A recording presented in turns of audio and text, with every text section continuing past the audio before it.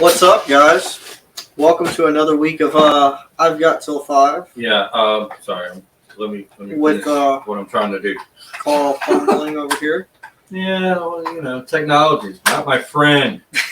It is your friend when you have Not my patience. friend. I don't have patience. What are you doing, stupid? Go to it. There we go. So, this week, anything interesting happened? As far as Well, life. life, Yeah. So I forget what day it was. Thank you. Anthony took care of it. I was trying to share it to the legacy page too.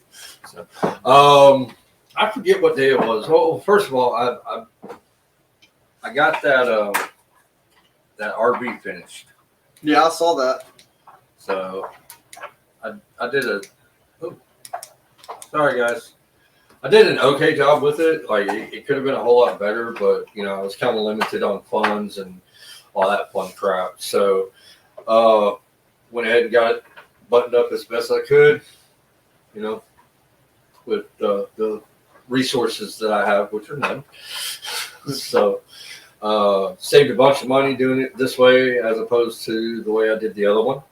The other one was $750 just in the floor. I got out of this whole thing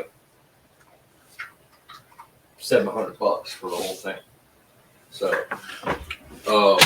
Last we had talked about it, you were trying to figure out how to do the subfloor.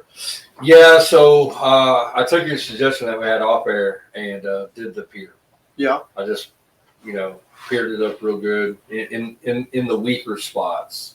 So it's still not the way I would want to do it. Like I said, I should have tied in 2x4s, but 2x4s are Expensive. yeah. Like I can get 2x4s for what I can get a bundle of 2x2s. A bundle of 2x2s is like $9. Like $9? Yeah. Oh, no, like 9. Oh, 9 pieces. I was about to say $9 is like one 2x4. Yeah, I know, right? But so yeah, we got that thing rented out. At some point, I forget what day it was. It might have been Tuesday. Either Tuesday or Wednesday. I was walking through the park, and part of my job is just kind of do normal walk around inspection type stuff. If I see something, I say something. Okay. Yeah.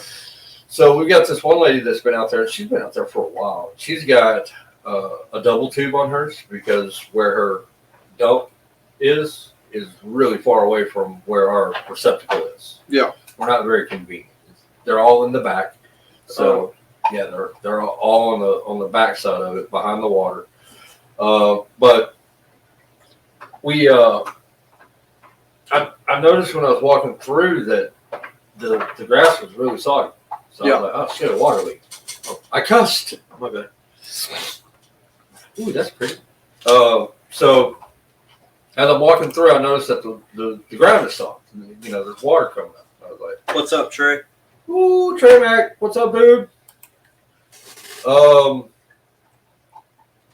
So I look immediately at the water line where the water hose is hooked up to the trailer. Nothing there, and I look to my left and I see the sewage line. So the sewage line, it's a double, so it's really long, and I'd say about halfway up the first line coming off, it's really dry rot. Like I had to work around this thing with a weed eater. Right. And those things are, it's like a grocery bag on a spring. Oh, yeah. Yeah, and they're not cheap. No, they're not. They're not cheap. A single is like $30. Yeah, $30-$40 for an okay one. If you want a decent one, but they're upwards around $75. Or you could go the way I would prefer to do it. Drop a couple $100 on some 3-inch pipe and some elbows and some 45s and hardwire that shit. Make it take a Sawzall to get it off. Exactly, dude. Yeah, I mean, if you're going to be there for a while, yeah. I mean, how many of those hoses are you going to buy in a year? 2 at least. Over the course of 3 years, you could have had all that fixed. Yeah. But anyway, So I politely go knock on this lady's door, and I very seldomly ever interact with the residents that I don't know. Like there's some guys out there that we hang out when I have a chance. So went and knocked on her door and said, "Hey, I hate to bother you because this is like 8:30 in the morning." So I'd be mad if you knocked on my door. Hold on, we'll get there. Sorry guys, I'm ask Frankie Fisher. I'm not that great of a storyteller. I can do it in the ring, but I can't do it verbally. So I tell her this, and she goes, I said, I hate to bother you, but you're going to need to get a new septic line because yours is busted. Like it basically ripped in half. Looked like something went in there. Ate it, yeah. But I mean, it had dry rot spots in it and everything. Because, I mean, once those things get weak, they're weak. Yeah. And if they get a clog in it, that's what happens. So basically, it got clogged up, and it just, when it ruptured, it just went everywhere. So at first, she was like, "Well, I can't get one until the 1st." I'm like, "You know what? Don't worry about it. Just, you use your tank. When you get a new one, we'll flush it out." All right, cool, no big deal. And this isn't our property. This is, like, we own the property, but we don't own the RV. We do own some RVs, so we're not really liable or responsible to take care of their RVs. Anything that is affixed to their RV, except for our electrical box. Right. If our electrical box does something, or our sewage pipe gets clogged up and does something to them, we're liable for that. But if their water hose breaks in the middle of the night because it froze, not my problem. Right. If their septic line breaks because they don't take care of it, it is my problem because now I've got your shit on my yard. So, anyways, how did that go? At first, she was, well, I can't pay for it until the 1st. And I was like, okay, cool. And she came around. I said, yeah, I just want to show it to you real quick just so you can see what I'm talking about. She came around and instantly, she was like, "No, you hit this with a weed eater. You came out here and tore this up." I'm like, well, first of all, I haven't cut the grass in a month because I haven't needed to. And she goes, "You were out here 2 days ago with a weed eater." And I'm like, "Lady, you're crazy. Like, I was trying to do you a courtesy of giving you this information, which it's my job to let people know these things. But, you're going to sit here and tell me that I did something wrong. Okay. I have a problem with that. Like, I have a lot of integrity. If I break something, if I tear something up, I'm the first one to own up to it. Like, and I'm the first one to offer to pay for it. Because that's just how I was raised. I was raised with an extensive amount of integrity. So I kind of take that shit pretty serious. So she's flipping out, and I'm just like, look, I don't know what to tell you. Like, I haven't cut the grass. Nobody's been out here. Nobody just came over here and ripped your shit apart. So, within 45 seconds of me leaving her door, the park manager calls me. Now, this guy, his name is Gary. He's a good guy, but when it comes to these tenants, it's either he has no backbone or his give a shit checked out a long time ago. So it's one of those situations. Like, is he there or is he just there? Right. So he calls me up and he's like, "Hey, this lady is flipping out right now." I'm like, "Yeah, I know."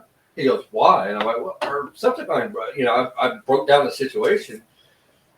And he's like, "All right, I'll figure something out." So he calls me back. So, shit. He calls me back, and then he says, "Without admitting guilt, just go to Lowe's and buy one." And I'm like, I'll paraphrase what I said. I said, "No," in a lot of extra words, lots of them. And I hang up on him. And then he calls me back. He says, "Hey, just take the Lowe's card and go buy one." And I'm like, "No, He's like, why not? I'm like, we didn't do it. We should not have to be responsible for this. We should not have to pay for it. Yes, I understand the extending the courtesy of doing it for her, but as we've learned in society as it is today, we trained people to be this way. Yeah. We have trained. Our society somehow, some way, has trained people to be the most glad-handed human beings on the planet. There's another word that I'm looking for, and I lost it. The CBD's kicking in. So, entitled. There you go. Entitled. So, I don't think that way. Mentally, if I throw a baseball through the window, all right, well, then you're just my RV. Then you're just an idiot. Okay, but we're just saying, why should my landlord have to pay for that? Why should my landlord have to pay for something that I'm responsible? I broke it. That's my responsibility. Yeah, it's his house, but I broke it. Now, she didn't go out there and intentionally break this thing, but it's hers, and it broke. Yeah. She's not going to go out there and pay the $400 to $500 sanitation fee to have that area cleaned up. So why should we buy her a $30 fucking part? Why should the company be responsible for that? So anyway, that's just how I think. I'm big on accountability. I'm big on your personal integrity, and I'm big on assuming responsibilities. Not just the accountability, the financial responsibility of it. So, like I said, it's not ours.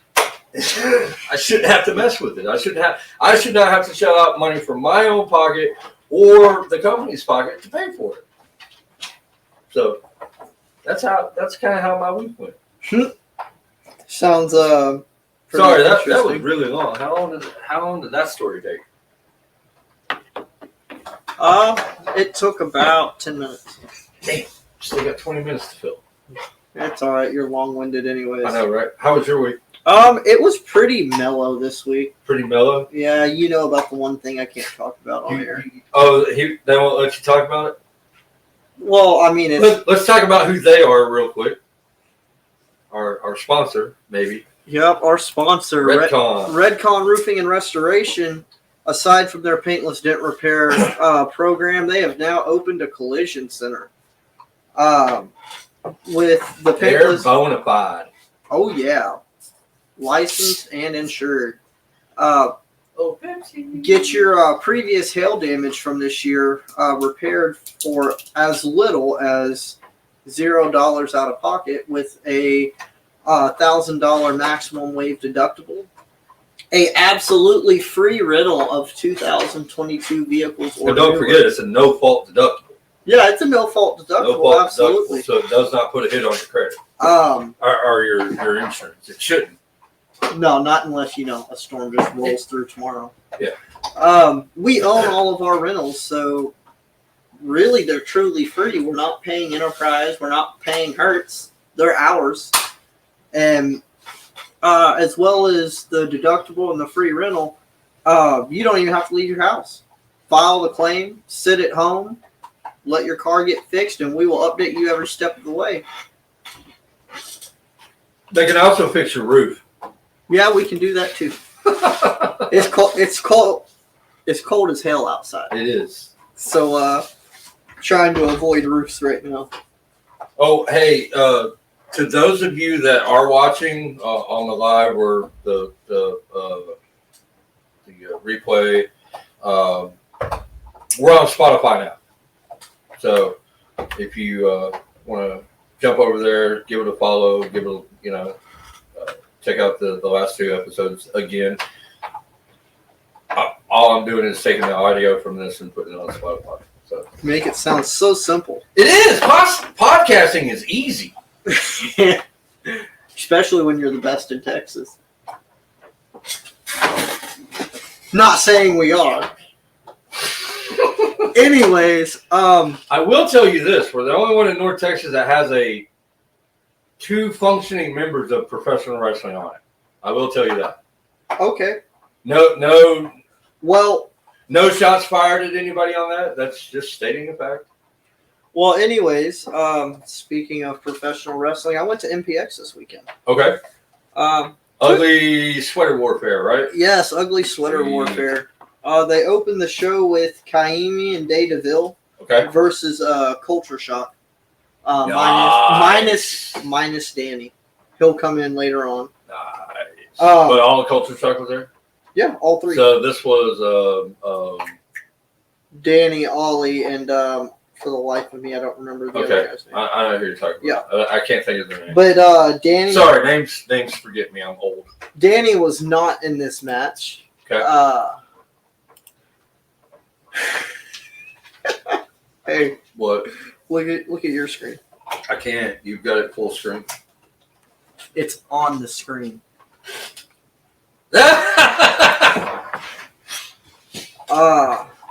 Thanks for watching. So they started out with TWC versus Culture Shock. Great start with a beautiful armbar by Kaimi. I mean, he just, worked the crowd with it. Nick was the TWC's manager. Nick Caldwell? Yes, referee Nick Caldwell was. And, yeah, that's right. I saw him last week get his ankle broken. He's getting around better. Oh yeah, he's getting around. Actually, a lot. I watched the entire TWC with the exception of Lance and get their legs twisted off. Tommy Becker's a beast with that ankle lock. He did amazing for somebody that's going from refereeing to being a manager. He did great. He kind of had a big boss man look, but I think it was intentional. Right. But he did phenomenal. He wasn't feeding the crowd too much, and he was staying focused on what was going on in the ring. He only really primarily interacted with the crowd whenever his guys weren't doing so well. Kind of like he should. Right. Of course. There's an art. There's an art to being a manager. Oh yes, there is, and we've talked about it. It's hard. Lando was the ref. Okay. Shout out to Lando. To be completely honest and unbiased, it just seemed like his energy wasn't there. And then after that match, Culture Shock took the win because the shot caller, as they're calling it now for that night, Caleb Riley was the wrestler to be named. Okay. Came in, finished off TWC, and Culture Shock took the win on that. And then they moved into a promo with the Scorn, Hilda and Gabe. Did you take some notes, or did you write the whole show down? Some notes. Okay. Some notes. All right. Because I got a show I want to talk about, too. All right, we'll get there. Okay. You got dust strings on your camera. My camera stays at your house anyway. I know, right? They moved into the promo with Hilda and Gabe. They were fantastic. I think we both have been watching them since around the time they started. I literally ripped both of their first matches. Well, their mic work has come a long, and their energy on camera because it was projected on the video board. Well, Hilda, Richard Hill might have something to do with that. They're part of the nerd herd out there. So, but either way, their energy in that promo, I got the message. I love Gabe and Tommy. I haven't been to MPX in months, and I keep up with a little bit here and there, but I immediately knew, the when, where, why, and how. I watch it on Twitch as often as I can, then I try to catch what I can on MPX, on the MPX Network YouTube channel. That's what I was trying to say. And then after the promo, we had Merc, formerly known as Graham Bell. Love that guy. Versus the hero of the people, Aaron Eagle. Hey, go ahead, talk. Sorry. Essentially, it came down to being shunned or being canceled. Referee was Travis, and Travis has been around for a long time. Always does a great job. I didn't take too many notes on that match because I was too invested in it. I'm not gonna lie. And Sorry about that. I had to do some noise reduction. the last match that I took notes on was Danny O'Ryan of Culture Shock Nice. versus Matlock. Ooh.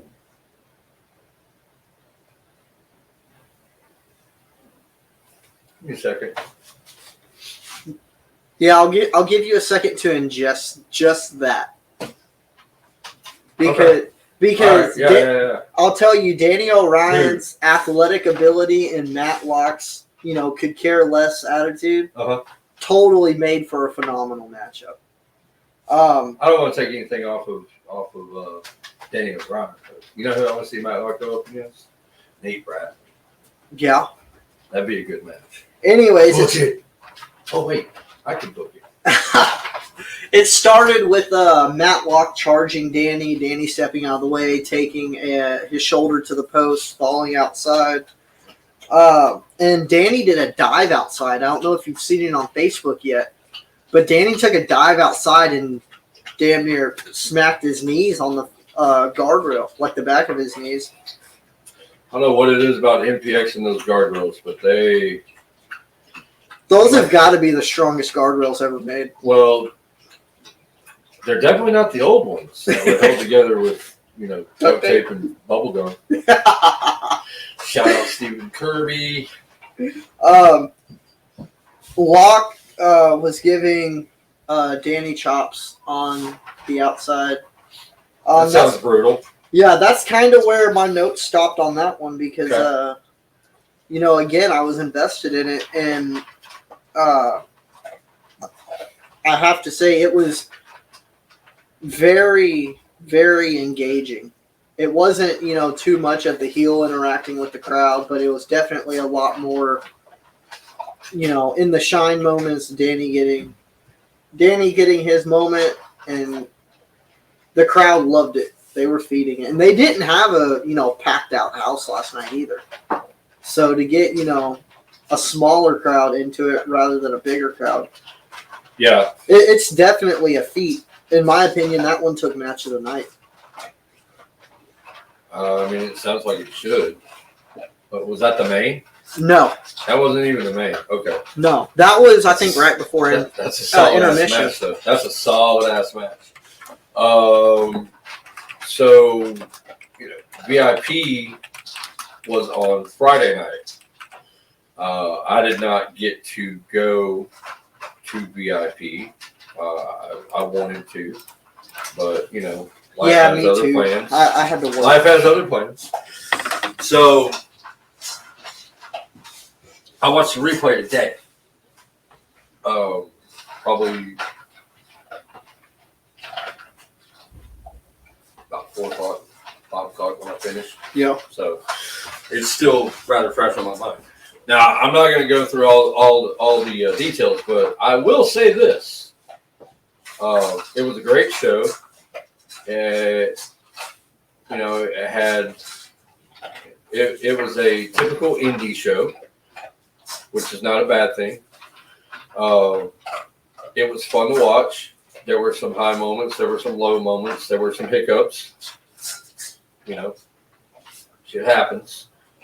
So, but it was an excellent show.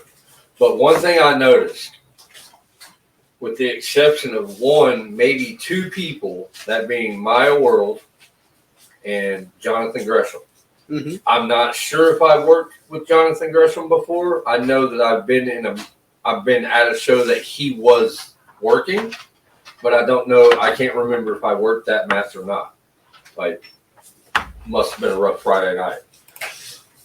But with the exception of one, quite possibly two, Sean had great hair this weekend. Okay. Anyway, I have worked with every single person on that show last night. No shit. Every single one, with the exception of Maya World and possibly Jonathan Gresham. And why I can't figure out if I've worked a match with Jonathan Gresham bugs me, because you would just remember that. So, I thought that was pretty cool. What time was it? 8:26. You want to go ahead and send him? I already have. Oh, okay, cool. Yeah. Let me know when he pops on. We can get going. Speaking of VIP, our guest tonight is the, I guess, co-founder of VIP Wrestling. They've been going for what? 10 years now? Pretty close to it. I know DFW All Pro just celebrated their 7th anniversary. Yeah, so they're so gotta VIP's be 10 been around years. for 10, maybe 10 plus. We'll call it 10. We'll call it 10. We'll talk to Luke. Yeah, he can correct us. I'm sure he can. If he'll get on here. He's held up in traffic. He'll be on here in a minute. I told you to tell him not to be in his car. He got held up in traffic going to his place. Oh, okay. All right. So I did my due diligence. You stay over there. Have you seen that video where the chick's trying to say it and the guy's like, "What the hell did you say?" I'll have to pull that up. So, what do you think of the wrestling spot that I did the other night, where I was just watching wrestling? I mean, even though you came on, like, made it a little more interesting. Yeah. I don't know. We might just do a shoot the shit one night. I'll just kind of like the beta test. Yeah, just kind of like the beta test. I'll just pull Sean up and shoot the shit and talk about stupid shit. Christmas Eve at midnight. Hell no, dude. Christmas Eve at midnight, I'm gonna be asleep. Man, last night I was in bed by 8:30. Must be nice. Man, dude, we were up late the night before. Yeah, into the early morning. I had to get up and go to work, but I was at like 9 o'clock. So that's how much sleep I got. Shame on you. I know, right? But so out here partying like you're a teenager again. There was no partying. We were just watching TV. We just found some really good, interesting stuff to watch. So, yeah, man, it was a long day. And then I thought I was going to end up having to go to work today, but I was just like, yeah, I don't have to do this today. I got a lady that wants a faucet put in. I'm sure this is boring as all hell, guys. So, turn your light towards you. Huh? This one? Mm-hmm. Why? All right, right there. Oh, did you get that dust spot off your camera? I'm not going to reach up there and like run my hand across the camera while we're live. Oh, okay.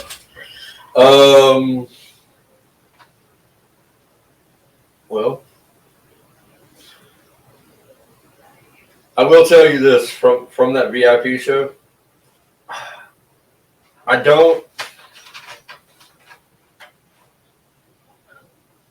got three matches that were match of the night contenders.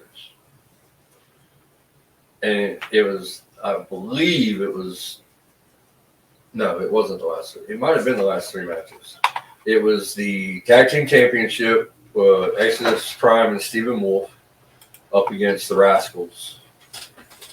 That was spectacular. That was a good match. That was a real good match.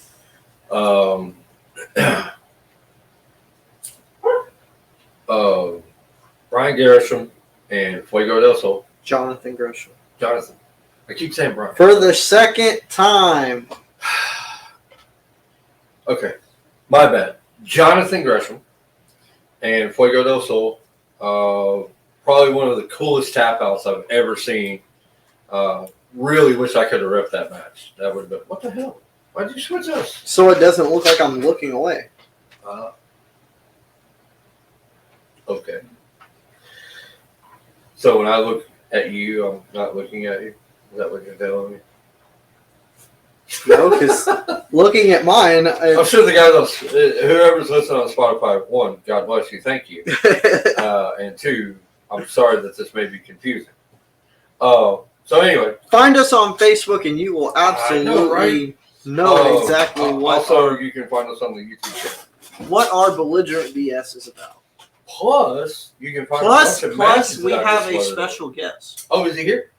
He is the Don Father. The Don Father himself. Yes. Coach Lou Gotti. What up, boss? What's going on, guys? Thanks for having me. Well, hey, man. First of all, no, you put him there. There you go. That's the guest of honor right there. Thank you for joining us. Thank you for being a part of this. I've always credited you, and I guess Sean can do the same thing. But I've always credited you as a trusted mentor and a coach and a friend. So I really appreciate you coming on and doing this for me. I really do. Since it's fresh on my mind, Built Different, great title, and the results of the show fit the name. That was a spectacular show. That was an amazing show. Thank you. It was great, man. Thank you. I got a chance to watch it this afternoon, so I was real excited about that. It was a fun show. So I don't know if I explained too much of the premise, but we're more of a conversation piece. We're not really an interview. So we're just friends. We're fellow promoters and bookers, and I want to get into the duration of a VIP. So y'all started 10 years is what we thought, right? Y'all started in 2013. 2014, September 2014. Okay, so you're almost 10 years. Nice. Almost a decade. Yeah. And did you lose track of how many shows you booked since then? Yeah. I mean, especially like with DFW involved and everything. I don't know. Dude, I looked on Title Match. When I looked on Title Match today, just under the VIP Dallas banner, there's 53 shows. There's 53 shows on Title Match, and y'all just started doing Title Match, what, a year ago? Year and a half ago, I think, yep. So if VIP's coming up on 10 years, you've been living in Dallas, what, at least 12, 13? No, 10. I moved here, I think, April of 2013. Right. And then about September 2014 is when we had our first show. So, yeah, I've been living here about 10 years, going on 11, I guess. Okay, so what drove you from Cleveland to Dallas? So my real job, I got a huge promotion to help create and build a whole call center. And nice. I kind of share the same story like anytime people do like trials and stuff. But I ran my own shows in Cleveland. I've been running shows since 2004. I've been wrestling since 2000. I have my own group in Cleveland called Hard Knot Wrestling. At one point, we called ourselves Live Action Wrestling. Then we went back to Hard Knot Wrestling. I had my own training center in Cleveland Dungeon. I was okay. I had everything going well, but had a family, huge opportunity, a whole lot more money. So I took the promotion, took the raise, and within 30 days, I was here in Dallas. So the Cleveland Dungeon, is that where you train Michael Tarver? I know we've talked about it, a little bit here and there, but actually, Michael Tarver was my unofficial student back in I think it was 2003, 2004. There's a promotion called UWC, United Wrestling Council in Akron, Ohio.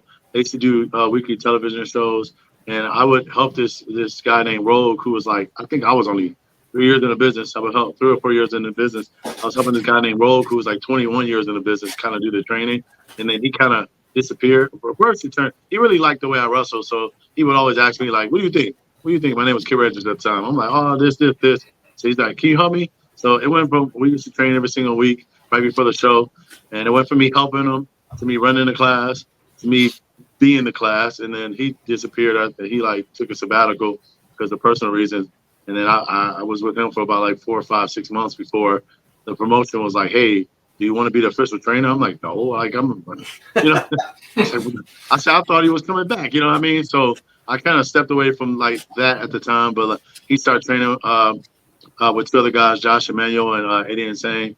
So yeah, he could credit a lot of his training to like, but I was like the first one to teach him how to lock up, how to bump, how to do everything.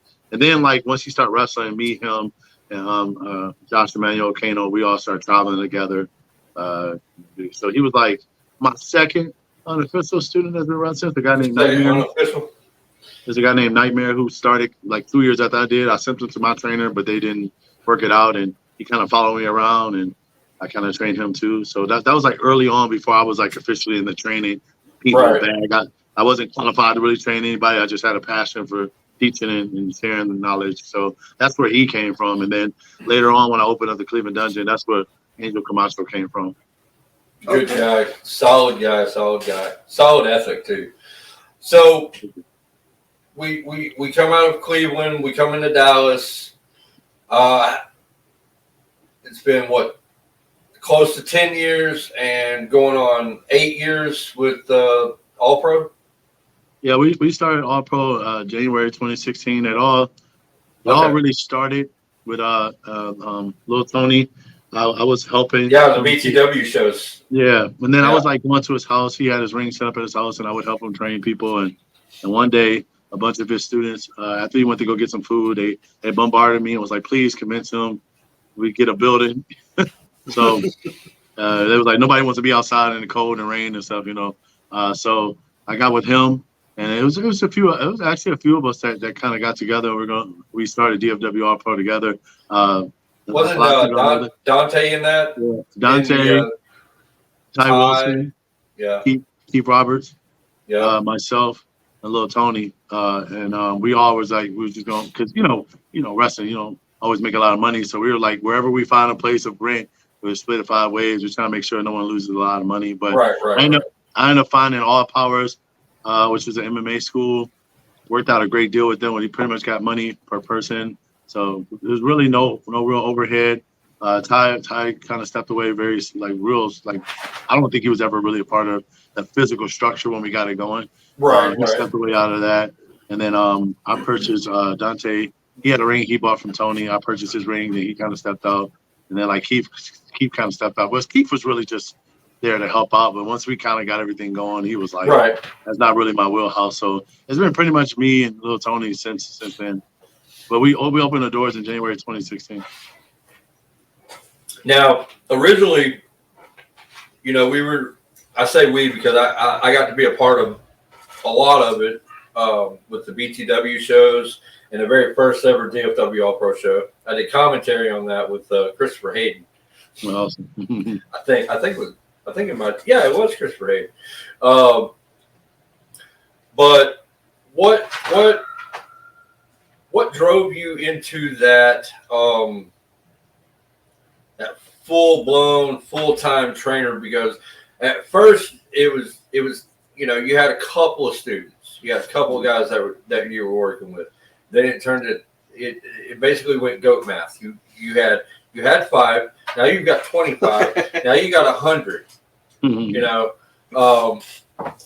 What puts you in that mindset? Like, this is a thing, because like DFW ALL PRO went from a training academy to a full-blown legitimate program. So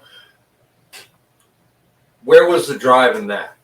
So like in Ohio, I kind of already had everything going in terms of like a lot of my main roster for Hard Knot Wrestling came from the Cleveland Dungeon, and then I had other guys, but they were like the backbone of everything. And we did weekly television shows in our training center.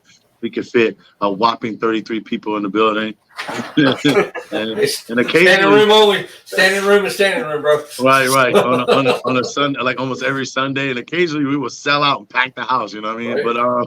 But I always felt like it was necessary to have a live audience to hone your skills in front of. I felt a lot of people can learn great training, but they don't have an opportunity to display it and then also get footage from it and go back and watch it and learn from it. I feel like some of the stuff can get lost. So when we first opened up the school, we initially didn't take any new students. I kind of was just working with gentlemen that already had some previous training, like Xavier Daniels, Jay Ace, CT Jones, Danny. Danny, yeah, it's so many people that we work with that had like previous training. We focus on for Jackson Stone was here. Moonshine Mantel was with us for a second, so we kind of work with a lot of those guys that were still kind of new, but just wanted somewhere else to train. So we work with Right. that. Plus, I wasn't trying to step on anybody's toes. And everything I've done so far has always been trying not to cause beef or issues because wrestling can be kind of petty sometimes. So You can.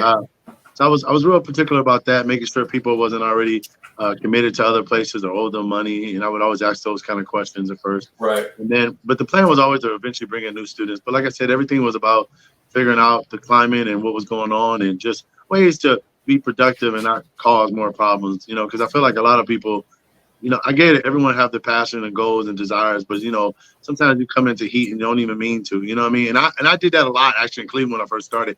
Mind you, I started running shows 4 years into the business, and I was only like 21. So, how do you think I feel? I've ran into it. Right. But that's what I'm saying. Like, I feel like a lot of us do, and I don't think our intentions are to. Like I know your intentions would never. Do you get what I mean? Like, I'm not a fuck that guy kind of guy. Right. I mean, everybody has their own vision. Right. We all got our own vision. There's nothing wrong with that. Like, I even had, I would guess, a little situation for another local promotion, but once we finally got to sit down, they realized I'm not like, I'll run Texas or I'll run that. I don't think like that, man. I build my students to wrestle everywhere. I want them to wrestle. I want them to grow. You know what I mean? So, like, for them not to wrestle for you, it's a detriment for them and a detriment for you. You know what I mean? So, like, I would rather all of us work together, especially like DFW. I mean, granted, it's a great program. It's a great show now. Thanks to the hard work of the students and everybody involved. But they kill it. It's still a developmental brand. You know what I mean? Like, our goal is to build people for other promotions to use and build. And you know what I mean? Right. So, like, I feel like, to go against us would be counterproductive for the growth of what we're trying to do. Because I'm not, like, DFW is a great show. I love my show. But I don't see it like, oh, let's go compete with IPS and go compete. Like that. I don't see it like that. I want you to look at these students and be like, oh, can I use them on my show? Yes. The only thing I would ask is, like, just don't run against each other. Don't be negative. Don't, you know what I mean? Things like that. Yeah. And it is what it is. You know what I mean? Like, everybody else talk about the pie that we all split. The pie in professional wrestling, even though there's a lot of people that don't know about us, is not that big. So let's not fight over little pieces. You know what I mean? Like, let's find some way to, you do your thing here, I do my thing here. You can come flyer. Like, Pele Pro is at VIP Wrestling flyering. No problem. Just like we're going to be there flyering. You know what I mean? As long as we can all work together, I don't see why we all can't eat, No, but I agree 100%. But to answer your previous question, like, my passion, like, I'm a trainer. I'm a booker / promoter, and I'm a professional wrestler. I feel like I'm a trainer first. I love teaching and growing this business and being an advocate for the positive side and whether it be the understanding the etiquette side of it, the technical side of it, aesthetic side of it, all of it. I like to be an advocate and grow for all of that. So my belief is my goal was always to, like, I always tell people I want to be 80 years old in a rocking chair, talk about the 50 world champions I created. You know what I mean? Right. So, like, that's how I want to be remembered in professional wrestling. Don't get me wrong, I love wrestling, but like my passion. Once I start running shows and start helping people very early on, I realized that's what excited me. That's what got me motivated. So I kind of just jumped on that wave, and I just want to grow. And like, we've been around for a while. Damn it, Lamont. What happened? Oh, are we losing? No, it looked like his thing. Did his camera fall? Yeah, that's what it looks like. I didn't say, damn it, Lamont. Huh? Had a little technical difficulty. We'll see what's going on here. But no, when he comes back, he mentioned the etiquette part. I really want to go into that with him. I want to, because I've worked with a lot of his guys. Oh, yeah. A lot of his guys.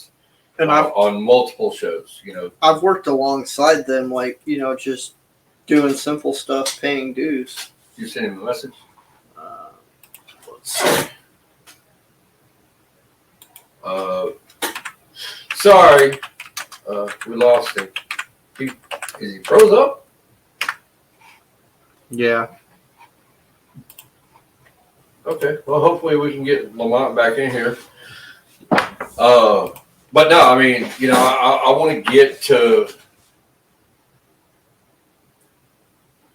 I want to get to know the intention behind that business etiquette side of it, because I'm like, these kids don't just learn how to wrestle and roll out. They got to write. I mean, they learn how to tell a story from start to finish. Isn't part of their graduation they have to write like an essay or something like that? Oh, that part I don't know. Yeah, I'll have to double check. I think I heard that or something like that. I don't know, but you know, all the kids that come out of DFW All Pro, in my opinion, are top notch. Not just in the athletic side and the look, and you know, but just the professionalism. Yeah, that's one of my draws to them is the professionalism. Like, I don't know if you know Chip Mandalay. Yeah, probably one of the most polite human beings I've ever met in my entire life. He's extremely polite to Xanthia. Extremely polite to me. Always got a hug for me. Love that guy. Love Chip. He was on the VIP show last night. Oh, really? Yeah. I can't. Oh, that's the other person. I didn't work with his. It was a triple threat. It was him, Maya World, and another guy. And I didn't know who the other guy was, so I haven't worked with him either. But out of all the others, I worked with everybody. Anyway, what's going on? You send him another invite? Like he can use the same invite. Oh, okay. Well, you know, that's the beauty of live production is, you know, every now and then things happen. It's not my fault. Lamont's fault. He even said, "Damn it, Lamont." I think you heard that because you didn't want to hear "Damn it, Carl." Yeah, sure. We'll go with that. I miss hearing "Damn it, Carl." To be perfectly honest with you, you want to know how that got started? How? Trey. Trey started it, and then it got started being said at SOAR, and then it followed me into Texhoma, and then it followed me into MPX, and it followed me to VIP. It followed me everywhere. The only show that I've only worked a couple of shows where it wasn't a thing, just because it was, you know, hayseed wrestling fans. Yeah. So Mineral Wells. You know, they didn't know who I was, so I guess they didn't get it. But it's okay. I don't know who you are either. Apparently, neither does what's his name? What's the commentator's name? Not Cody, but you don't Tyler. know either. Tyler Foster. Tyler. Oh yeah, Tyler Foster. Yeah. I put that post up about commentators not knowing the refs' names. Mm-hmm. He's like, "Who are you again?" But don't make me get ugly. And then I was like, "Oh shit, it's too late for that." So, what's going on in the chat thing? Since you got my chat taken out and I can't see anything. It's not like you can read it without being 2 inches from the screen. Earlier when we were talking about the MPX show last night, Chris Hicks said, "Love getting to cheer for Culture Shock. Last time they were at MPX, they were in a bad mood, and we got the Don't Stop Believing Scorny time entrance." Oh, damn it. They did it again? No. He's saying last time Culture Shock. Oh, okay. Yeah. I was going to say, damn. Well, I'm not sure what's going on with I almost said his other name. Gonna have to whoop you. Bad Carl. Lou. I'm not sure what's going on with Lou. Maybe he just heel turned on me. Again. When he blew my back out. Hey, if anybody from a DFW All Pro Masters is watching this, tell Plo that he needs to shut up about my age, my advanced age. I mean, aren't you like 250 something years old? No, I'm 47. Okay, so I'll be 48 in a couple months. But you know it's not good to lie, right? I'm not lying. I'm not lying. You're a fucking dinosaur. Oh, okay.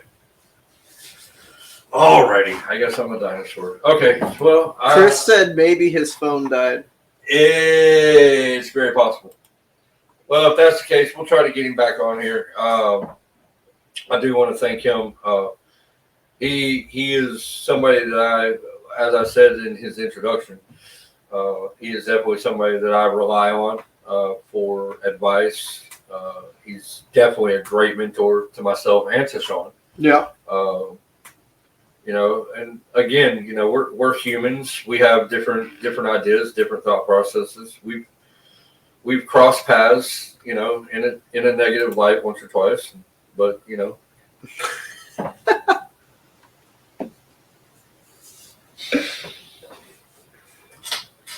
I'll tell y'all what. All y'all that think that I'm just some crepit old man, meet me in my front yard and I'll show you how crepit I am. All right? You think I'm salty. Piss me off. Or just let Carl work on the car after he asked for your help, too. Yeah, that too.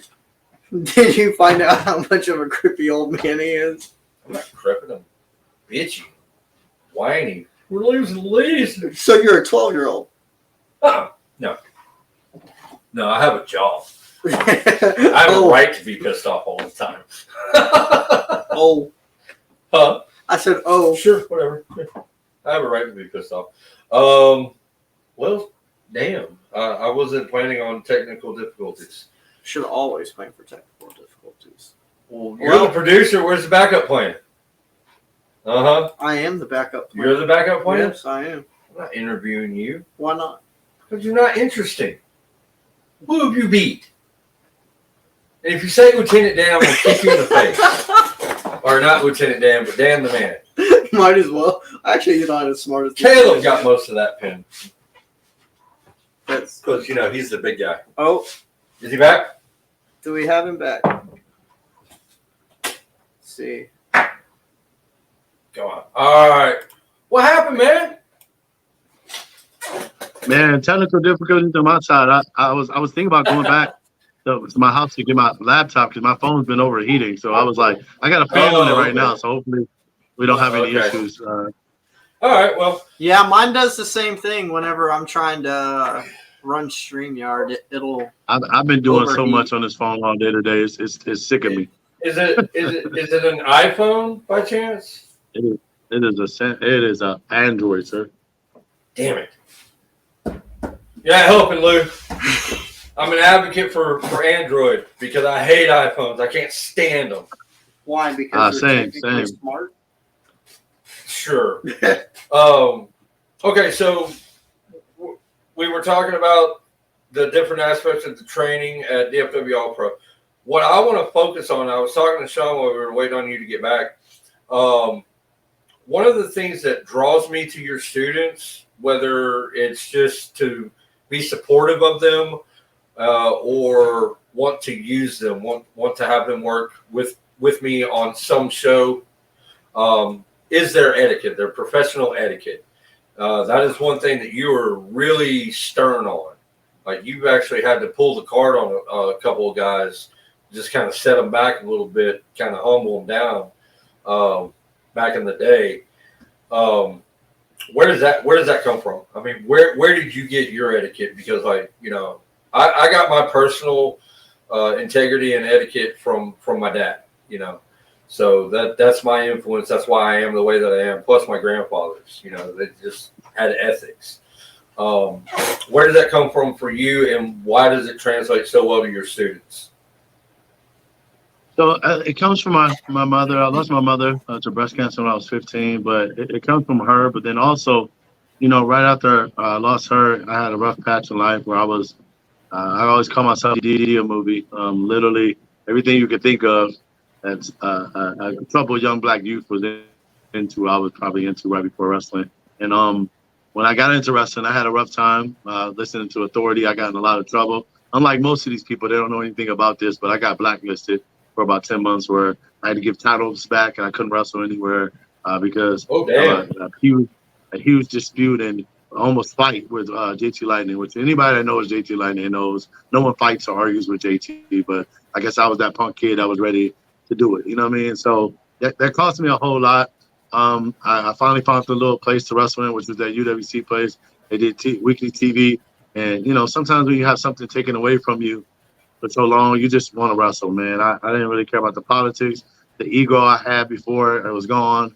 like I said, sometimes you just need a dose of reality to gain some humility. And then I've been in the corporate world for quite some time, well over 20 years now. So I used to be a front office manager at concierge at the Ritz Carlton. Is really big on customer service and etiquette and things like that too. So like I said, I just took all the things I learned from the corporate world, things from my personal life and from my mother, and I just think all that stuff is imperative when just being a good person and just dealing and doing business with people. So like for most people, there's so many people, so many of my students you've never seen and probably never will see because they don't make it to the program because they just don't get that. I let them know from the beginning the physical part is just a part of it. That's not all the training. There's so much other stuff. It's a 17-point system to graduate our program. So like don't think because you come here a couple of days a week and you do the moves and you still got to understand etiquette, the psychology, the methodology behind what we do, all the different roles of professional wrestling, the business aspects of it. Marketing, networking, relationships, things like that. Not getting involved in the chatter and bull crap. That's why I had a situation recently which I won't talk about. But I usually lead good by example by not really getting engulfed into stuff. I think my passion for wrestling and just building respect for and people coming into the industry the way I feel like everybody should. Respecting it, being humble first. When people don't exhibit that, I think that's what kind of, I guess they say, grinds my gears, But at the end of the day, I can't expect everybody to be that way. You know what I mean? So, like I said, if they come out of here, I'm willing to endorse them to do whatever. Sometimes people grow apart and they grow up, and I allow an avenue for people to do that too. But if I invest in my life into you, I'm gonna love you forever. I have people right now that don't like me because they're mad of decisions I made, but I always love them. They gonna always be mine, man. No matter how mad they are, if they watching it right now, like F Lou, I'm always love you. You're always mine. You're always gonna be mine. You know what I mean? Saying most of those things is the conversation away. You know what I mean? But like I said, it's always for the betterment of our industry, the betterment of them. I'm always trying to think about the best ways to get them seeing exposure, or at least not involved in any of the drama. You know what I mean? So right. Well, with that said, real quick, because he talked about his 17-point system. Chris Hicks asked, what are some of the aspects of your training that maybe new trainees or new students don't expect? Oh, I can answer that. The business etiquette. He teaches the business. He doesn't teach wrestling. Right? Anybody can teach somebody how to be a wrestler. Not anybody, but anybody with some skills. But not every wrestler is a professional. Not every these guys. You've seen them. You've seen them at the Palais Pro shows. These guys are all hands on deck. Yeah. I mean, I've seen them at their own shows. It's all hands on deck. There are some schools that don't teach that. Yeah. I won't name any names, but there's some out there that don't teach that side. I think to add to that, I think a lot of people don't understand. Like this is an experience in regards to growth of a person too. Like I think they think it's just going to be about moves. They don't understand the psychology, the storytelling. They don't understand there's a lot of things you have to do before you even get there. It's a lot of accountability. We have like a reporting system app that we use in regards to attendance. So men lie, women lie, numbers don't lie. If you're not here, you're not doing things you're supposed to do. It's a picture we have to take at the end of every setup. If you're not in the picture, you don't get credit for that. So many different things. So where like, I feel like in the past, and this happened to me when I first started the school and in my previous school, where someone can say, well, I've been here for 2 years, or I've been doing this, I've been doing this. I was like, well, let me look at the reports. Let me look at the pictures. Let me look at this. If you're not doing what you're supposed to do, and you're not, then you're forced to be accountable. I feel like a lot of people like to blame something on someone. Like, it's life. If something doesn't happen, they'd be like, well, my coach didn't like me, or they like this, or they don't like this, or whatever. But at the end of the day, I can pull up metrics. I can send you documentation of if you paid, or if you paid dues, or if you were here and if you wasn't here. And at the end of the day, only you could be accountable for that. So like I said, I feel like some people, depending on how old they are and how their life is lived, they may be successful at like being able to finesse systems and get by with just pure talent or gift for gab. But here, you gotta do it. Like even with the graduation, it's not me looking at you saying, I like that, I don't like that. It's you either do it or you don't. You either know it or you don't. You know what I mean? It's no emotion involved. It's no if I like you, if I don't like you. You know what I mean? It's that. So I think a lot of people are surprised, obviously, of the pain, the level of accountability. And you know what I mean, just the etiquette side of things like that, and understanding is not just about the moves, and just coming to training by itself is not everything. You know what I mean? So, like I said, that's why we do a tryout the way we do it. Like I don't know how other people do schools, but like I actually probably turned away. I'm confident. I turned away more people than I have in my school. And as a business, that may be a bad idea, but I'm really particular about who we allow to be in the business. Like people have to pass our tryout, and they have to not be a piece of shit to train here. If you're a piece of shit, or you don't pass our tryout, you can't train here. It ain't it ain't about the money. You can't throw. I have people try to pay me double, and I was like, all I need you to do is these two things: not be a piece of shit and pass the tryout. Period. Yeah. You're like, you know. So I've turned away many people, and I've seen them at other places. And I was like, well, if you couldn't do the thing that you were supposed to do here, then I didn't want to deal with it anyway. You know what I mean? So right. Yeah, you say it's not. It may be a bad thing. It's not really a bad thing to weed them out early. You know, if you can, you know, because a lot of us that are getting into it, we already have a general social media presence as it is. Mm-hmm. And if you know you've got an applicant that wants to come train with you, and you pull up their social media, and you're like, oh, all he is negative.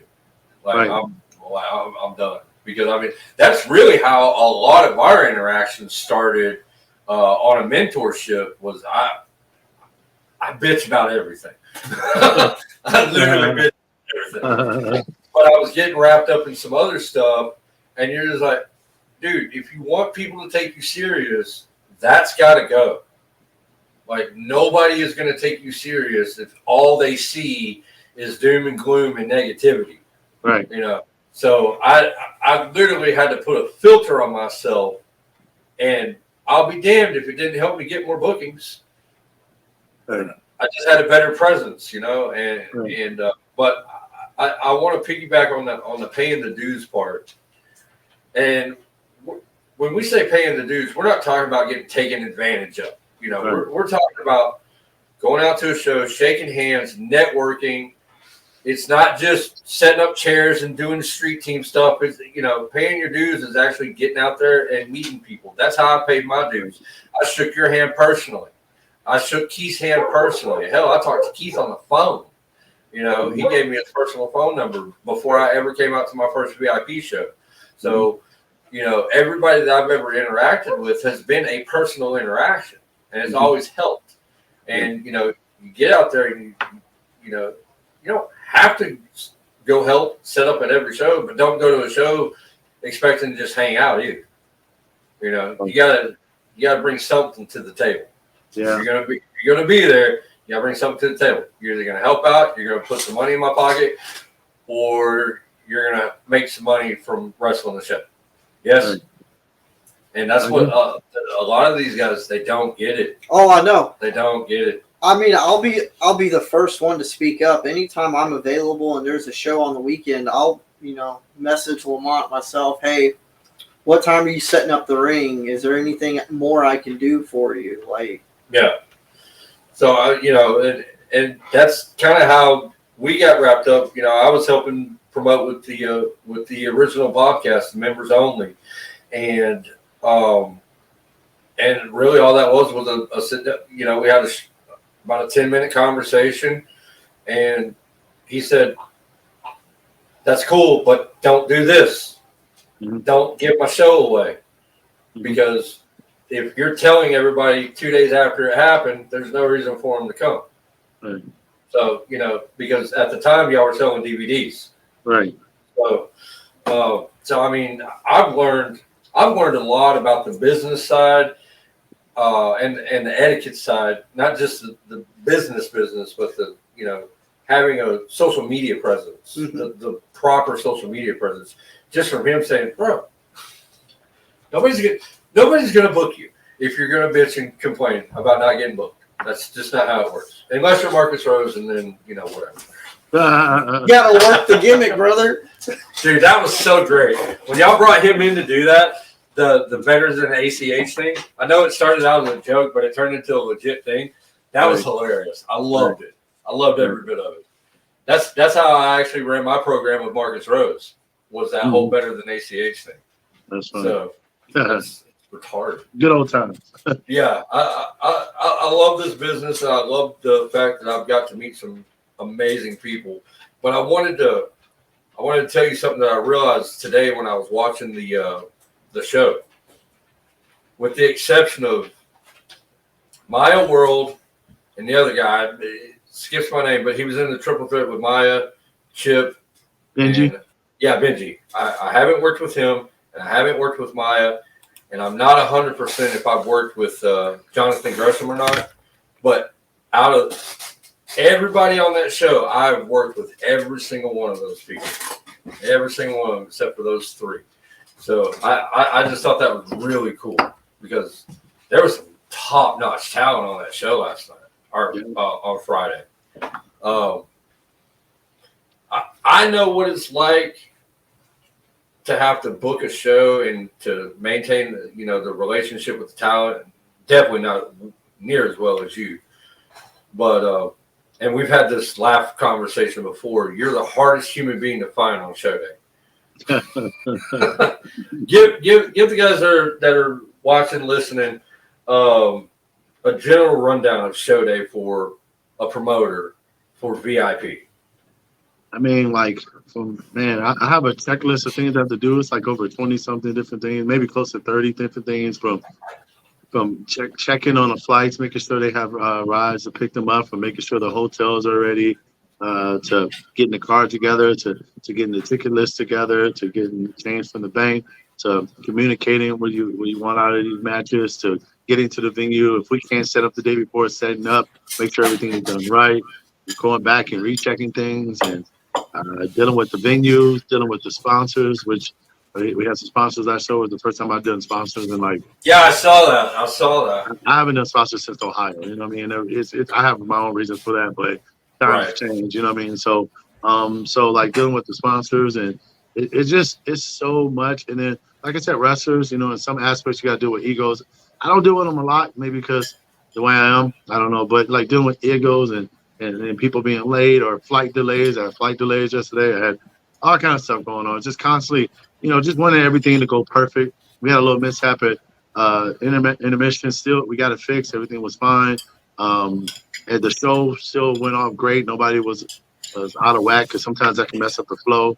The placement of the card, I think a lot of times, people are matchmakers. They make certain matches because they know talent, but just like why the matches are happening, where they're happening in the card, how long for each match, and if it makes sense, and the connections from that match to another match, and just the ebb and flow of the show. Understanding. I think everything from Friday was perfectly placed. It was a fun show to watch. And the funny thing had a good build to the finish. Yeah, and I actually had to change it, because Trey McGill's flight was delayed, so I had to change it, but I still got the same feel that I wanted, but I had to do something that triple threat match, which was amazing, by the way. Shout out to Maya, Tip Mandalay, and Benji. Bro, they killed it. But that was supposed to be in a pre-show. The night before at training, I had some people kind of put together some matches, and if I like one, I was gonna put it on the pre-show, and they killed it. I loved it. Everybody loved it. And then I was like, we'll put it on a pre-show, but because the whole trade thing, I changed some of my card around. I didn't want two tag matches back to back. I technically didn't want two of them in the first half, but so since I did that, and I knew how the first one is going to end up, so it wasn't really a real tag team type situation. And then I needed something to put a buffer in between that. I needed a first half main event to go into intermission with a buzz, come back hot with Jonathan Gresham and Fuego. You know what I mean? It's just like I said, the placement and why you put things in certain places, and the flow, and then some of the videos we had to play, when we had to place the videos, the reasoning why we placed the videos, making sure the sponsors' videos got played, their shout-outs got played, all that stuff went through streaming, working with the venue, whether they don't like something, they like something. Everything was cool yesterday, but sometimes it's a nightmare. Sometimes they're not happy about something. Or something with the city may happen where they come in and be like, we don't want these streets these signs on the streets, or you get what I'm saying? It's so many things that hit. So like I know on Friday I was doing my normal show day stress thing, and I'm going down my list, and I pretty much got the whole list, and I'm still going through stuff, and I'm still getting unexpected things popping up. And I think one of the biggest things to just learn running shows is I have templates now of what I'm doing. I don't have hardcore thing until the day of the show, just because things can happen. Whether somebody no shows, someone gets injured, a flight is canceled, a flight is delayed. So I always know exactly what I'm going to do, but I'm also ready for it to change it. So yesterday when I had to change it, I wasn't panicking. I was just my normal show day stress. So I had to change that and still make it make sense. Still, the whole, I always tell people like, and I guess just a little tidbit. When you run shows, you got to understand that there's a show psychology too. I always tell people there's 4 sets of psychology. Everyone always says, "Oh, I know, Matt. I know wrestling psychology." I don't know if everybody knows that. I feel like there's 4 sets of psychology, and I guess I'll give that away for free. You know what I mean? So number 1 is match psychology, understanding structure, sign cutoff, and all those things, and when things are supposed to go, and the ebb and flow, and the storytelling behind it. Right? Then there's ring psychology, knowing your ring, where you are in the ring, how to use it for your advantage, placement, hard cam, working television, and things like that, right? And then there's work psychology, when you work body parts to make things flow, to make sense, just do random moves. And then also show psychology, understanding what goes where, why it goes there, how does it make a complete show, how does it affect the show, and things like that. So like I said, as a promoter, wrestler, and trainer, I see all of those things on a bigger picture, when dealing with particular wrestlers and their styles and what they're going to provide to the audience, and making sure the audience can receive it on that part or portion of the show the way that I want them. So I feel like all that happened, on that show. I think pretty much 97% of the show happened on exactly how I wanted to, in terms of once I changed it and the reactions we got from people. So I was pretty happy with it. So I thought it was great, especially the flow of it. The last three, I want to say the last 3 or 4 matches were all high caliber matches, and I love that finish with Jonathan Gresham and Fuego. I loved it. I knew it was gonna be a fun match, but it was it was fun to watch. And then Jerome and John Morrison, that was awesome to watch too. That's Johnny VIP to use. Okay. Johnny, insert company name here. And you want to know a funny thing? I had confidence that all matches are going to be great, but and this wasn't concerned in regards to action, right? I was concerned when I kind of switched some stuff around. I did a Fatal 4 match, so I thought the women were going to suffer from that, not because they're not amazing talents, but because it's a Fatal 4-way with fucking with everybody that's in that match. I expected to be like one of those like, good night, everybody. You know what I mean? So so like afterwards, I kind of ran some advertisement and some things like that, so we can kind of create like another intermission, so we can calm some people down. But it didn't need it. Like when the girls came, they killed it. They actually killed it. So I feel like they did so well that I feel like it almost took away from the main event, because I feel like the main event had a slow start, not because of the wrestling. I feel like the people were still digesting the ladies match, but then the main event obviously did what it was supposed to do, and it was an amazing match. I've had a chance to work with both Alejandro and Taya. I worked at Taya back at the NAWA show that we did down in the Cedar Springs area a couple years ago. It was an all-women's show. It's spectacular. But I worked with Taya Valkyrie, and Alejandra, I've worked with her since she started training. So, and she's coming to her own. Oh, my God, she is coming to her own. You did a good damn job with her. Like, finding good women wrestlers around here is a hard thing to do. So, and DFW's got probably a handful of really good ones, and Alejandra's on that list. I'm super proud. Like a lot of my girls that's out there like killing it right now. From Amy got like 5 belts, Maya got like 2 belts, Lion got like 3 belts, Killer K got a bunch of bases, and she's on Wild. I got a young girl. Her name is London Dior. She's gonna be great. Like she's already killing it, so she's gonna be great. So Victoria, you trained Mia too, right? Who? Did you train Mia Friday? No, she's from Lions Pride. From who? Lions Pride. Oh, okay. Houston. Yeah, but I love her too. I use her a lot. She's great. But Houston's another one. Houston Carson. He has a pretty badass training facility down there in College Station. We're actually doing a dojo wars with them December 29th. Speaking of Dojo Wars, Really? how did the idea of Dojo Wars come about? So we did something with hybrid back in 2017 or 18, something like that. Yeah. We did like this whole like stole the belt and gas money, whatever, right? It was fun. Yep. We went to their school, we TP'd it. They came here and hit me with chairs and all kind of stuff. So it was a great little thing. And I remember saying that to them, like I thought that was great for both our schools because we were both still kind of new. I think we opened up our school maybe 8 months before they did, and then we were obviously kind of doing shows before they did. But obviously they're killing it down there too. You know what I mean? But Yeah. so I think it was a good thing for just both schools to get people out there. Like they came down here, then we went down there and wrestled them at Brandon Outlaw. So there's a great networking opportunity. And then I was like, we should do more stuff like this. Now I didn't make up the Dame Dojo Wars. I think Combat Zone was doing it at some other places, but I wanted to do the whole premise of just going against different schools, man, and just bringing them down here. And if it turned into them bringing us down where they are, that's cool. But that was never a guarantee. So most places are like, they brought us down too, but that was never really a part of the deal. I was just like, bring some of your top students against some of our top students. We get the network. They get to go back and tell their coaches or people about us. We can do vice versa, let them introduce them to our fans. And I just think it's beneficial for everybody. And like I said, if we can keep egos aside, I have a format that I send to everybody first. This is how we're going to do it. Boom, boom, boom, boom. If you would like to, let's do it. It ain't no ifs, ands, or buts about it. I pay what I pay for the students, and we take care of everybody. It's no surprises. There's no backdooring. There's no, you know what I mean? It's pretty cut and dry, so everybody benefits and everybody looks good. You know what I mean? So I love it. I agree. I feel like we've been able to bridge some gaps and make some relationships. I mean, some of them weren't as good as I won't say which ones, but some of them weren't as beneficial. Without going into it, one of them, we'll talk out there. One of them almost killed Dojo Wars in general, but that's a whole nother thing. But for the most part, all of them have been pretty great. And like I said, it's opened up opportunities for some of our students to do more things other places and meet people and grow. So I just love, and it's a competitive thing, but at the same thing, it's not like a competitive, I hate you or try to really, you know what I mean? It's just let's like make everybody look good. You're only as good as the person in the ring with. So we can't make them look bad. They can't make us look bad. We gotta all work towards the best. So far, personality wise, the personalities have been amazing.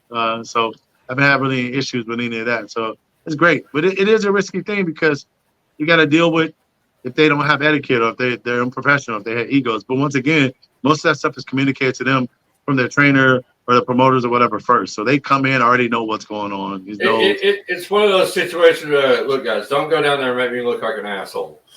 Right. Yeah. I mean, that's pretty much it. It's like, that would be the base of my conversation. Don't make me look like an asshole. Right. The last you're a reflection of me. Dojo Wars that I went to, I think it was All Pro versus Dog Pound, and those kids had great etiquette.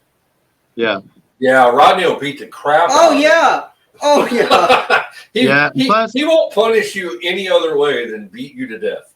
So. And plus, with my relationship with Rodney and Jazz, I've known them for maybe 15 years now. I know them for a long time. And then I constantly see a lot of their students at TSW, and I wrestle Dog Pound. So like, and then some of them already knew some of our students. So it's kind of like cousins. You know what I mean? Like out of most of the Dojo Wars, that was more like cousins. You know what I mean? Like we know them, and like my relationship with Rodney and Jazz are like family. You know what I mean? So it's like family taking care of family. So that was awesome. Man, speaking of TSW, that's a fun show to be a part of, ain't it? Yeah. It's a long day. It's a long day. I thought we were never going to leave that day. Yeah. But it's good people, real good people. Oh, A long day. You're right. Yes, it's a long day. All right, now I gotta ask the hard questions. Wait a minute, hold on. We got a fan question. Can you talk about how it feels to actually wrestle against your students in a show and how you balance working with them and being a coach and what it takes for them to earn a match with you? So I'm gonna be honest with you. Chris. A lot of reason on why I'm still wrestling, I've been wrestling for 23 years, man, is because of them. I feel like when I wrestle some of my students, and not to pat my own self on the back, I feel like they get better because I'm always talking to them. I'm always critiquing stuff. I think it's different when you're in the ring with like certain people. Also give credit to some of my coaches like Max Beckett and when Mox is here and Lyons here. I feel like when students wrestle some of them, or even some of my OGs like Nate and Eddie and Helio and Merchant, and Corey and Kate, like when they wrestle them, I feel like people get better. So like my goal is I try to wrestle as many of them as possible, especially if it makes sense. Like currently I'm a big time good guy, babyface, whatever you want to call it. So like a lot of my younger guys that are in that heel role, I just want to work with them more just so they can get it. A testament to that is Chip. I wrestled Chip recently in a tag match at the Hot Out. Just being honest, I wasn't really too happy about the outcome and how things went. So I had a nice little stern talk with Chip and Tad. Nothing terrible, just like family talk about what we could do better. And man, Chip took heed to that like no other, man. Like he's just been more. I feel more. I mean, he's always been determined, but you could just see it more in training. And like I said, that triple threat. If anybody's ever been following Chip, that was a different Chip. Like Chip has always been athletic. He's always been intelligent. He works out. He has a good build. He's always at training. He's like one of my guys that's always working out. He's always at training. But I just feel like sometimes your mind thinks faster than your body. You get what I'm saying? And I feel like that was one of his issues. He just moved too fast and was thinking too fast. And like, I feel like he finally. I mean, we'll see where we go from here. But like this show at VIP, he let that stuff calm down. He let stuff register. He took his time. Everything made sense. Everything looked crisp. I was proud of all of them. But like that, in terms of like seeing where we were a month ago to man, it was a whole other level. So, but like I said, my goal is just to wrestle them. I don't think it's anything that like they need to earn it or anything like that. It's just like I feel like it fits for where they're going and what I want to teach them. So I got a couple. Well, almost all my students, but it's a few of them where I really want to get in the ring with because there's certain things I feel like they just need more hands-on, like in a live environment. I'm in the ring with them all the time at training, but it's different when you're on the show. So, that's the main reason. I'm by far the most underpaid person at DFW ALL PRO. Because I never get my fee there. But no, I'm just saying. But like I said, the premise of that show is not to really make money. It's just really to create an environment. As long as it breaks even, we can keep doing more student shows and create relationships. That's the premise of that show. Like, and I feel like that's why it's working. So getting those people more experience, to wrestle more experienced people, whether it be me or anybody else. That's how I love bringing in different people. I need to talk to Greg about Izzy James, bring him back down. Bear has been amazing for almost a whole year and helping invest and developing people. Bricks and Saw. So many people I brought in, JT Lamata, whatever, just help and to share knowledge and just help them grow. You know what I mean? So like, I'm an in-house person, but I can't be everywhere. You know what I mean? So yeah. When Tony straps on the boots, he gets in there. When Sid comes out, he helps. You know what I mean? So we have a lot of veteran people that help out. Yeah, well, that's one of the things that can make or break anybody in business, but especially in the wrestling business. You gotta know when to delegate and who to delegate it to. Like if you needed help with the refs, and I was a part of that training program, you would delegate that to me. Mm-hmm. You wouldn't delegate me teaching guys how to do tiger rolls because I'm not that guy. Right. But you can't, like you said, you can't do it all by yourself either. So it's funny that you brought up Chip because we were kind of talking about Chip while we were trying to get you back. Chip is probably one of my favorite of your students. Just his personality, his attitude, his the way he presents himself. Just one of my absolute favorite guys. But now I got to ask you, who's your favorite? Who's your favorite graduate? Come on, Coach. I know you got. Come on, man. That's like asking a parent a favorite kid. I don't have a favorite. Okay, which one's your favorite kid? It's obviously Demo. I don't have favorites, and to be honest with you, that's the truth. The reason why is because I feel like all my students are unique in their own sense. Like I have certain students that I feel like excel very well at promos. Some excel well at like match, or some people excel well at getting match structure and understanding the psychology. Some people are amazing when it comes to social media. Some people are amazing when it comes to networking. There's people that get in cars every single weekend to go wherever just to meet people, just get on shows and do it like you're supposed to do it. Right. Instead of getting mad, they don't get booked because of an email not answered and things like that. You know what I mean? So I'm proud. There's some people that's training all the freaking time, killing it. There's people that come and help with the beginners classes and helps out all the time. So like I said, I don't it really just depends on like I could probably one day, if I had enough time, break it down in regards to different areas, you know. But like in terms of like a favorite student, I don't. I don't. Like I got 4 kids, man. I don't do that. Okay. Chris Hicks said, speaking of Chad, what are your thoughts on Coach AI? I think AI is the future. No, I'm joking. I don't. I hope not. It'll replace me. No, I'm joking. I think it's unique. I think it's different. I feel like it's like at the infant stages of what it could potentially become, where the world is going. I think if he does that right, that could be huge for him. You know, the right avenue sees it, the right investment in regards to promos and time and getting it across.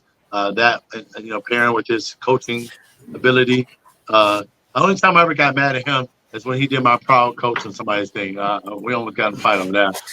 Almost kicked him out the training center. But other than that, I think it's different. I think it's cool. I think it's a whole new lane. That's one thing we always try to do here is I try to allow people to explore, you know, different lanes and different possibilities. You know, obviously providing, you know, proper wrestling fundamentals and context. You know, but just try to expand into different things. I feel like that has a huge potential to it. It's yet to be seen. You know, I think it's a little early for it in what AI is, but I feel like he's on the right track for something. I can't wait to see what happens with it.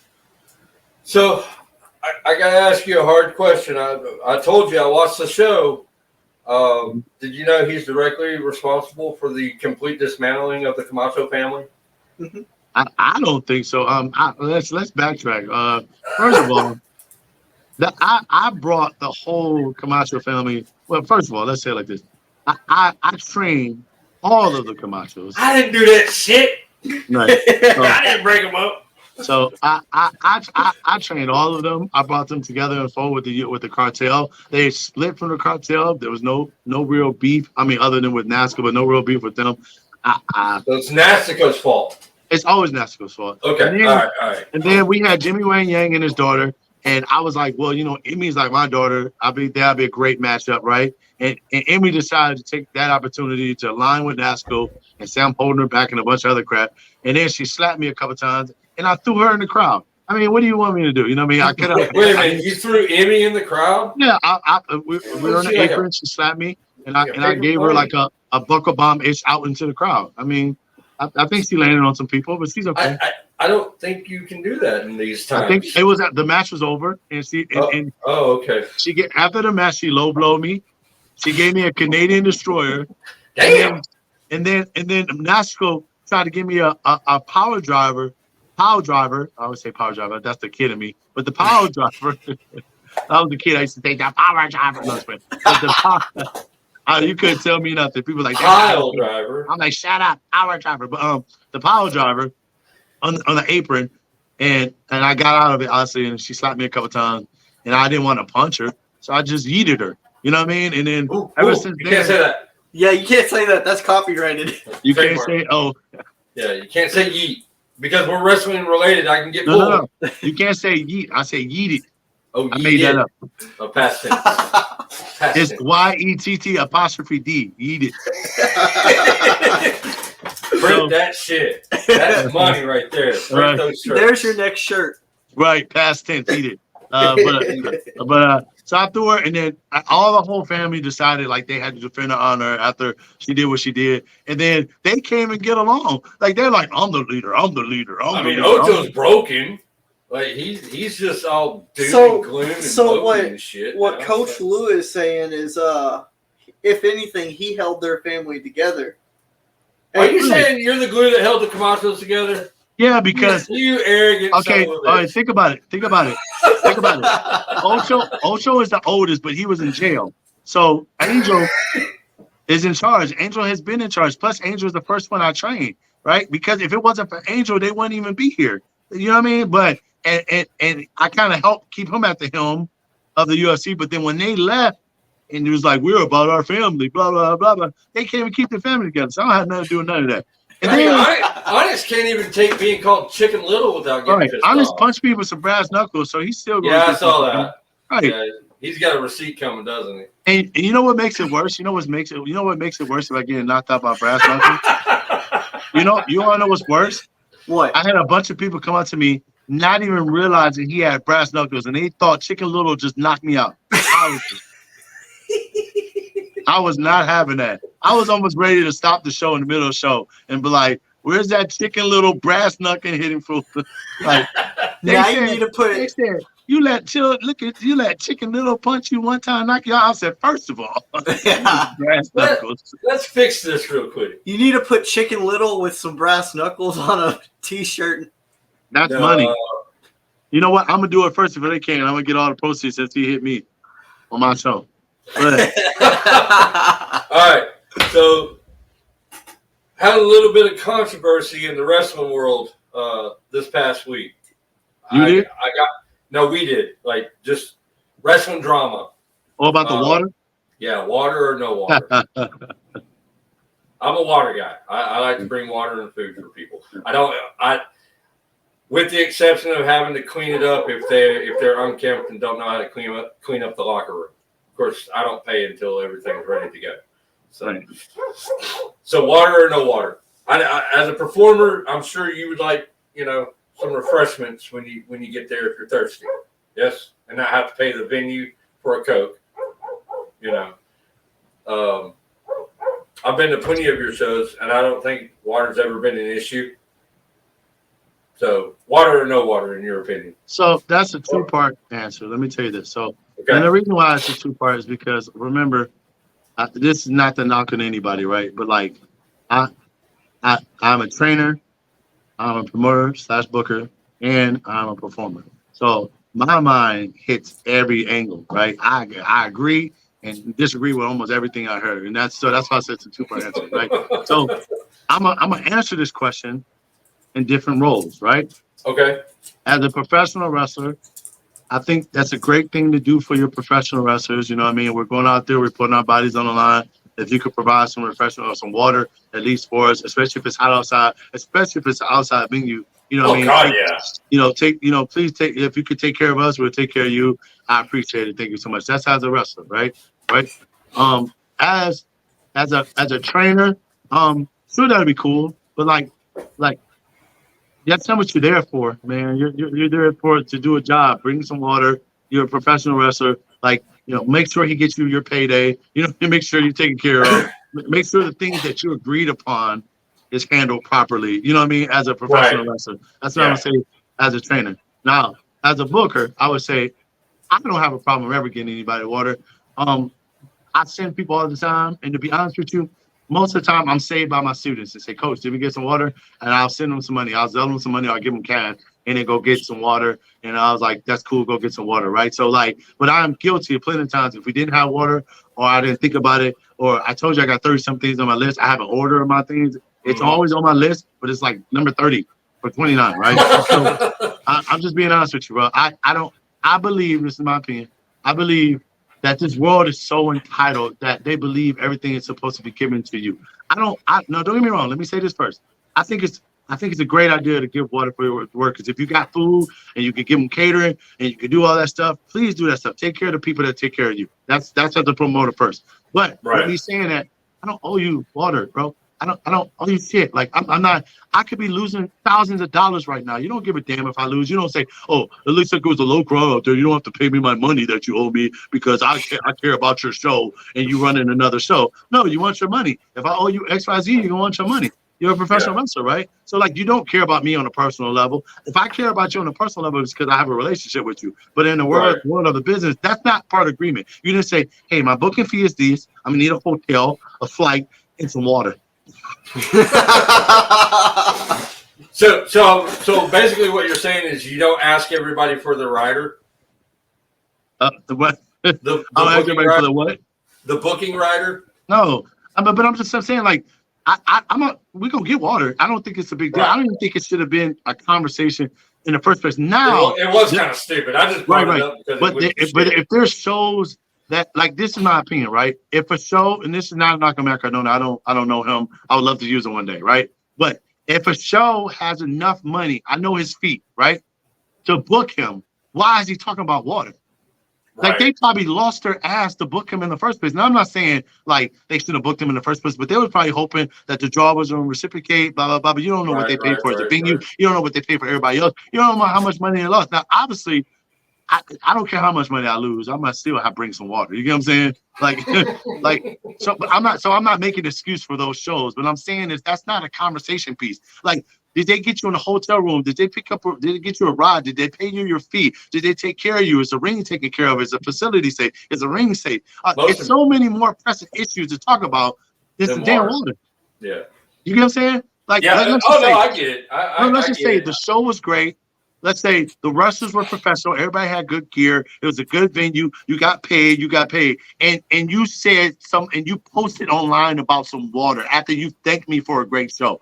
Like, thank you for being professional. Thank you for taking care of me. Thank you for giving me a ride from the hotel room. Thanks for giving me a good hotel instead of a hole in the wall. Do you get what I'm saying? Like, why are we talking about water? Yeah. So my thing is, what is the real conversation? Is it other stuff going on? Let's talk about that stuff because those things are important. You know what I mean? Right, and I'm not saying water. Let me reiterate. I'm not saying water is not important, but I don't understand how little small things like that become a conversation piece. A close friend of mine, his name is Brandon Xavier. He runs a show in Ohio named Mega. Mega is like my second home. It was like the first place to ever book me outside of Cleveland All Pro Wrestling when I first started wrestling. Right. So he actually started after me, but Jeff Traxler was the one that started it. Or Davenport, whatever his student wrestling name is. But he made a post where he was joking. Oh no! If you know Brandon, actually, he's super sarcastic. So he was like, "Man, no damn water, man!" Like playing around. And Matt Cardona reshared it, was like, "You piece of shit."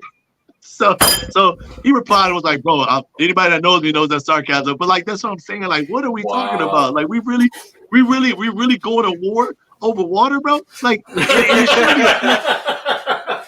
it shouldn't even be an argument for either side. The promoter go spend $6, $7, $4 to get some damn water, and wrestlers go buy some water. Like go to the gas station and get some water. It's like $2 for a gallon at QT. I think that's my biggest issue with some of the like today's stuff that's going on. It's like the level of entitlement in the conversation pieces. Like that's not so much more pressing stuff, man. You know what I mean? It's so many bad shows and so many promoters that shouldn't be running shows in the first place, and people not taking care of people and a bunch of other stuff that we should be addressing. We talk about water, like right. Well, people create and live in their own damn drama, right? You know, like which is part of your training and stuff like that. I hate to do this because I know we could probably talk for another hour or so, but we're running out of time. I want to congratulate you on the success of the show. Like I said, I thought it was a fantastic show. Guys, it's called Built Different. It's on Title Match. Great show. Go spend the $9.99 a month to get Title Match. You can find a lot of VIP content, a lot of DFW All Pro content, indie stuff from around the world. WrestleCade, if you're a supermark and that's your thing. You know, you get the WrestleCade weekend. So, Lou, excuse me. Okay. Shame on you. Well, okay. So here's the thing. I like Lamont. My name is Lamont as a promoter, and I'm a wrestler, Lou Gotti, so it's fine. I like Lamont. I'm not a big fan of Lou because the last time I was in the ring with Lou, he blew my back out. Because he kicked your uncle in the nuts. Well, I say your uncle Sky.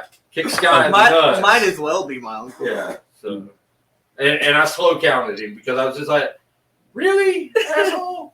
Like it was no DQ, so nothing I could do about it. But I didn't want him to win. But you got your back blown out. Oh yeah, I got my back blown out. Pause.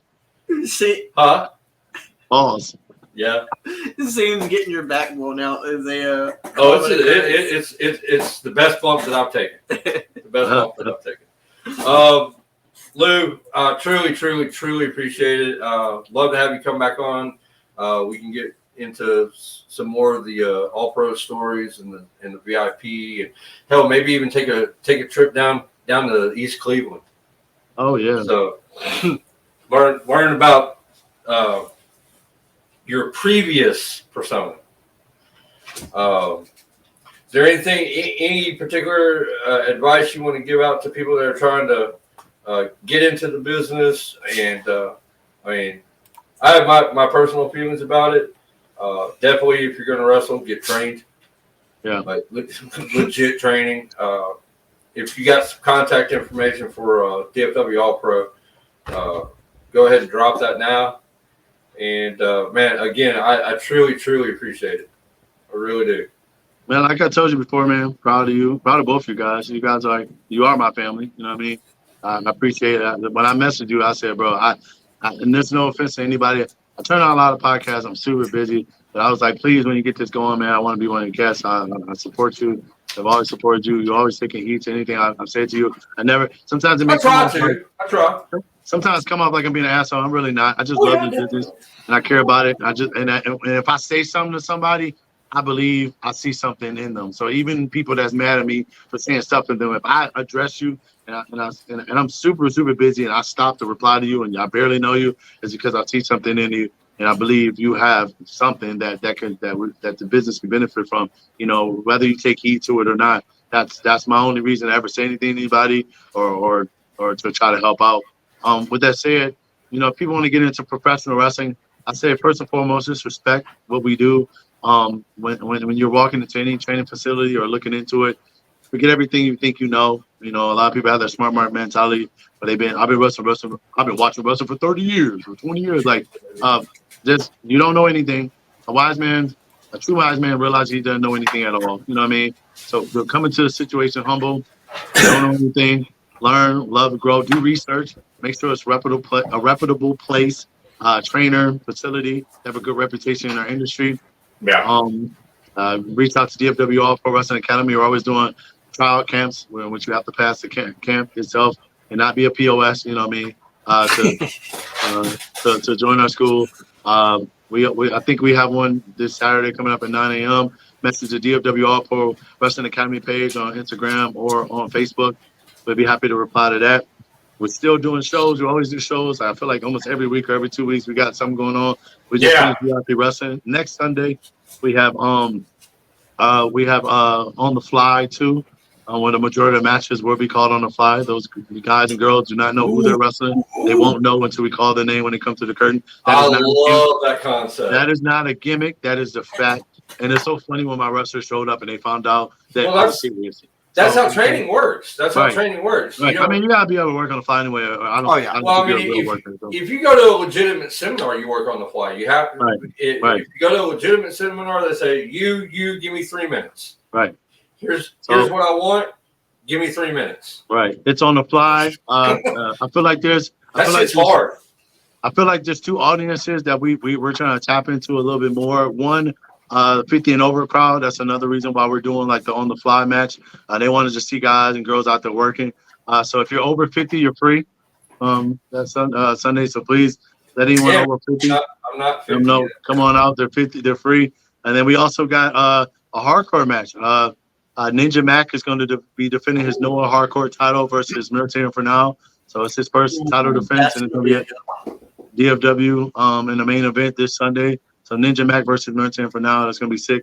A hardcore match mixed with obviously with some lucha and some flying and some other stuff. So it's going to be crazy. And then, like I said, the majority of the card is going to be on the fly. So check us out, ProWrestlingDallas.com. You can reach us in regards to training, shows. And then we're going to be back doing another Dojo Wars on the 29th versus Lions Pride. So pretty pumped for the rest of the year. That's going to be badass. That's the 29th? Yeah. Man, I might have to come out for that because I love Houston's training program also. Yeah, I see a lot of it. Houston Carson's got a unique training program. I may have to reach out to him and try to bring him on. Guys, that's it for me. Lamont, again, thank you very much. I'd love to have you come back on. In the new year, we'll get a couple more shows in us, and maybe we can exchange some more stories. I think that's it. I think we're good. Man, seriously, thank you so much. Guys, make sure you tune in every Thursday at noon to find out who the next guest is. I will tell you. Did he put Butthead in his name? No, what? He put Butthead. Yeah, every week every week we're an iconic duo. Beavis and Butthead. I'm sorry. The the first week we were Jay and Silent Bob. Last week we were who were we? Freddie and Brian. Freddie Mercury and Brian May in honor of Nigel Rabbit. This week we're Beavis and Butthead because we're just stupid. We'll probably throw in like Phineas and Ferb, Ren and Stimpy. We have to Pinky do and the that when Brain. we get Bowling for Soup on. I know, right? Yeah. So yeah, I mean, we're just trying to have fun with this, man. We're not trying to take it too damn serious. Last time when I was doing it all, man, that was a lot of work to try to just keep it straight and focus directly on individual shows. That is so hard to do.